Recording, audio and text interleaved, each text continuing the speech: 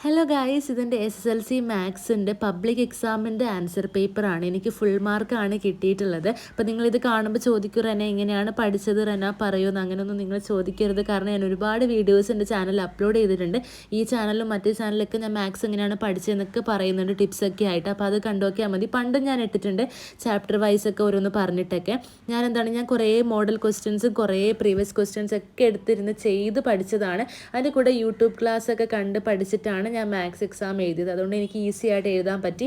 Questions ഒക്കെ നല്ല പരിചയമുള്ള പോലെ ഉണ്ടായിരുന്നു. പിന്നെ ഇതുപോലെ വരയ്ക്കുന്ന ക്വസ്റ്റ്യൻസ് ഒക്കെ കണ്ടല്ലോ, അതൊക്കെ ഇമ്പോർട്ടൻ്റ് ആയി പഠിക്കുക. ചോദിക്കുന്നുണ്ട്, എളുപ്പം മാർക്ക് വാങ്ങാൻ പറ്റുന്നതാണ്.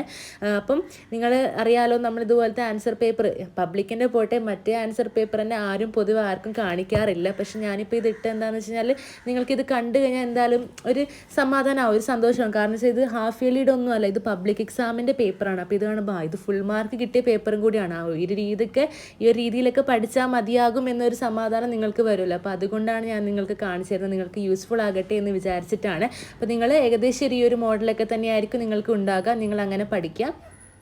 പിന്നെ നിങ്ങൾ എന്താ ചെയ്യേണ്ടത് വെച്ചാൽ, നിങ്ങൾക്കിനി എക്സാം മാത്സ് കഴിഞ്ഞ ശേഷം നിങ്ങൾ എന്തായാലും എനിക്ക് കമൻറ്റിൽ അറിയിക്കുക. ഈ ഒരു ആൻസർ പേപ്പർ നിങ്ങൾക്ക് കണ്ടതുകൊണ്ട് ഉപകരിച്ചിരുന്നോ എന്നുള്ളത് നിങ്ങൾ എന്തായാലും കമൻറ്റിൽ അറിയിക്കണം. ഞാൻ എൻ്റെ SSLCയുടെ ഓരോ എക്സാം കഴിയുമ്പോൾ എങ്ങനെ ഉണ്ടായിരുന്നു ചോദിച്ചിട്ട് ഞാൻ വീഡിയോ ഇടുന്നതായിരിക്കും എൻ്റെ ഫസ്റ്റ് ചാനലിൽ. അപ്പോൾ നിങ്ങൾ അവിടെ വന്നിട്ട് കമൻറ്റിൽ അറിയിക്കണം, നിങ്ങൾക്ക് ഈസി ആയിരുന്നോ, ഈ ഒരു മോഡൽ തന്നെയായിരുന്നു വന്നതെന്ന്. എല്ലാവരും നന്നായിട്ട് ചെയ്ത് പഠിക്കുക. എല്ലാവർക്കും ഫുൾ A+ കിട്ടാൻ പറ്റുന്നതായിരിക്കും. ഉറപ്പായിട്ട് നന്നായി ശ്രമിച്ചാൽ മതി. 72 മാർക്സ് എന്തോ മതി നിങ്ങൾക്ക് ഫുൾ A+ കിട്ടാനായിട്ട്.